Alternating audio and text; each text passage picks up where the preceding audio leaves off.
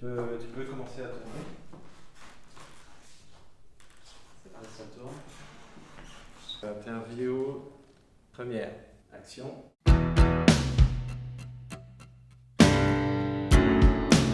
Justin.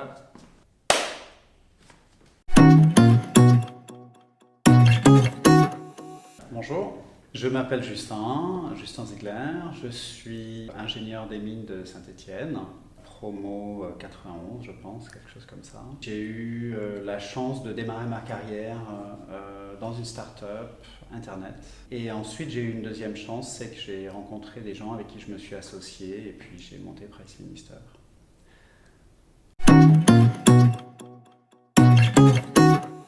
Avant de faire des études, j'étais passionné de développement informatique. Je suis arrivé à l'école des mines, j'ai pu m'y remettre et j'ai pu développer lors de différents projets.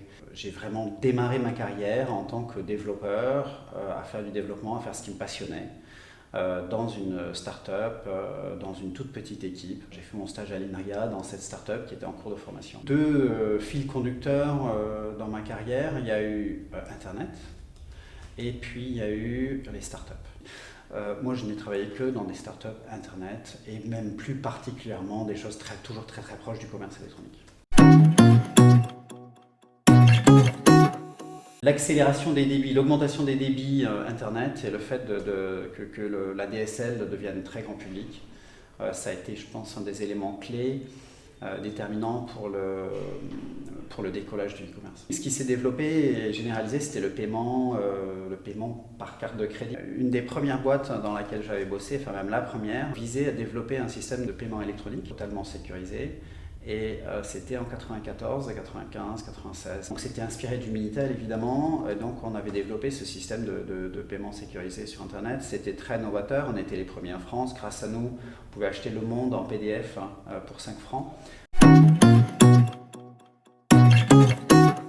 Et en fait, personne n'achetait rien sur Internet. Donc c'était beaucoup trop tôt pour faire un système de paiement sécurisé.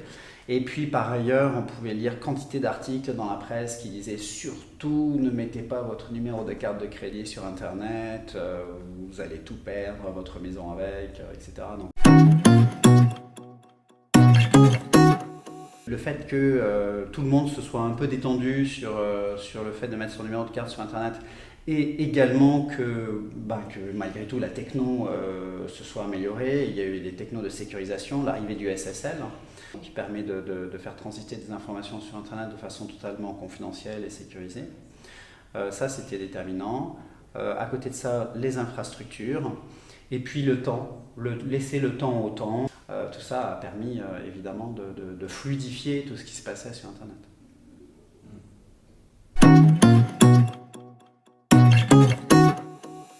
On se dit pas tout ça. Quand on monte une boîte, on pense plutôt aux raisons d'y aller et aux raisons de le faire. Et on pense beaucoup moins à tous les obstacles et à tous les freins. Donc on n'est pas en train de se dire « Ouh là là, aujourd'hui personne n'achète, donc il va falloir attendre que les gens se mettent à acheter ». Au contraire, on a eu l'idée de monter Price Minister, qui au début était un site qui permettait d'acheter et de vendre des CD, des DVD, des jeux vidéo et des livres. Vous savez, vous voyez, j'ai encore le pitch par cœur, quoi. Pour nous, fluidifier le marché du CD, c'était une véritable mission. On était les premiers utilisateurs du site qu'on avait fabriqué. Moi, j'ai acheté énormément de CD, énormément de DVD sur Price Minister. Les jeux vidéo, c'était spectaculaire de voir les gens qui consommaient du jeu vidéo et qui remettaient en vente. On ne s'est pas posé les questions de la barrière à l'entrée. Au contraire, on s'est dit, c'est maintenant, vite, il faut lancer ce service avant que quelqu'un d'autre ne le fasse. Ouais, c'était un service qui nous paraissait très intéressant, très utile, très pertinent et qui nous paraissait faisable, qui nous paraissait accessible. En plus de ça, on n'avait rien à perdre.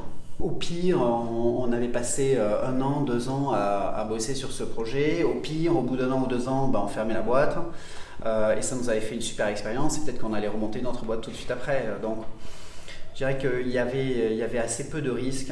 Il y avait peu d'inquiétude quand on a lancé la boîte. 3 qualités de l'entrepreneur qui se lance dans un projet. Être têtu. Têtu dans le sens pugnace, dans le sens déterminé. Ne pas s'arrêter à la première difficulté, ne pas baisser les bras à la première difficulté, c'est un point très très important. D'être très focus. Et donc c'est de ne pas se disperser et de savoir bien identifier ses priorités. Je suis tombé sur un article superbe à ce sujet, un coach qui avait pour objectif de faire gagner les JO à l'équipe d'aviron anglaise. À une époque où ils étaient bons mais ils n'arrivaient pas à atteindre le podium, quoi. Et un des premiers trucs qu'il a dit à l'équipe, c'est bon, dès lors qu'on travaille ensemble, je veux qu'il y ait une règle que vous respectiez tous. Et c'est la règle la plus importante. À partir du moment où vous vous levez jusqu'au moment où vous vous couchez, tous les jours, quoi que vous fassiez, avant de le faire, interrogez-vous. Posez-vous la question de savoir si ça va contribuer à vous amener sur le podium. Si la réponse à la question est-ce que ça va m'aider à atteindre le podium est non, ne le faites pas. C'est quand même vraiment ça l'un des éléments clés pour y arriver.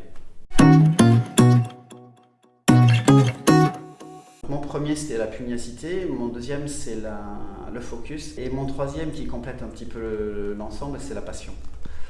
C'est la passion qui donne la force et c'est la passion qui donne l'énergie communicative du leadership. Bon, avoir une idée dans une cave ou dans un garage, c'est facile, des idées, il y en a plein. Mais pour réussir l'exécution et pour amener un projet à son terme et pour la faire grandir, pour générer du chiffre d'affaires, pour manager une équipe, pour piloter, pour porter une vision, il faut de l'énergie et cette énergie, on la puise dans la passion et cette énergie, elle se communique par la vision et par le leadership. Passion, communication de cette passion par le leadership, communication, énergie, c'est un des éléments très très importants également.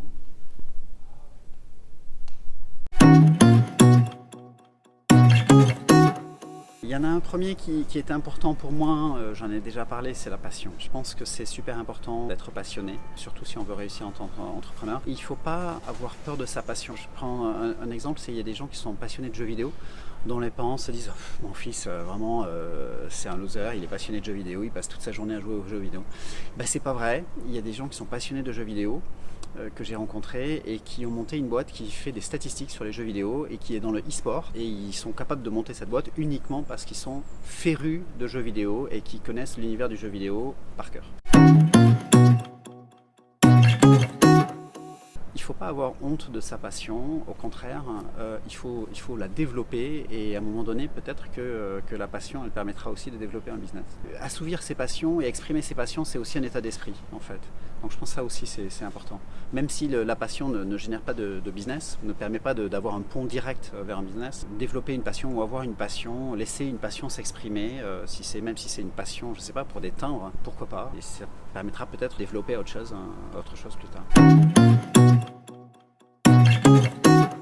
Le deuxième, c'est qu'il faut savoir donner.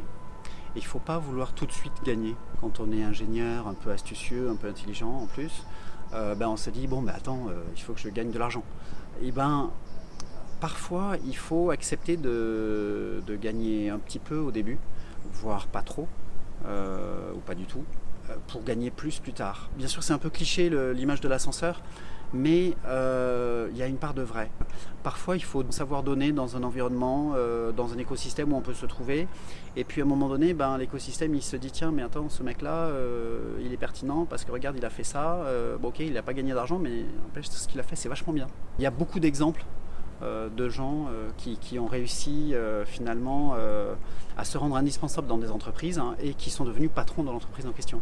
Simplement parce que ils ont commencé leur carrière à pas gagner beaucoup, mais ils faisaient plein de trucs, pas payés ou qui n'étaient pas dans leur job desk. Et puis un jour, ils se sont retrouvés patrons de la boîte. Voilà. Donc ça, c'est savoir donner et pas toujours exiger une rétribution, une rémunération immédiate et court terme.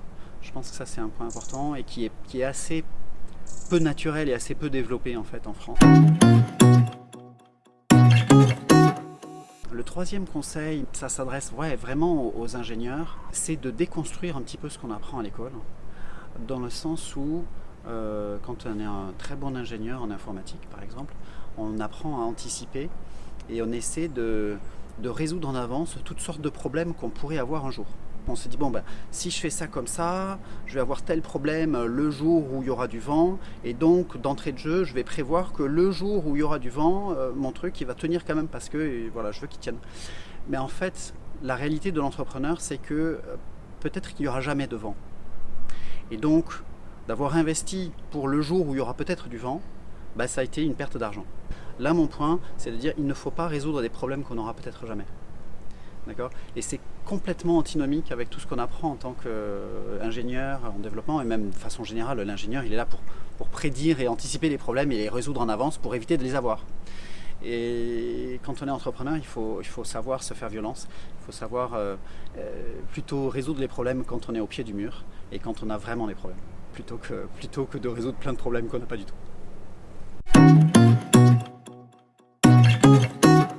J'exerce une activité de business angel et j'accompagne des entreprises. Donc aujourd'hui, j'ai entre 20 et 25 lignes en direct, donc ça veut dire entre 20 et 25 participations, 20 et 25 sociétés dont je suis actionnaire, dans lesquelles j'ai investi. Il y a une moitié que j'accompagne, un quart que j'accompagne beaucoup, avec qui je passe beaucoup de temps.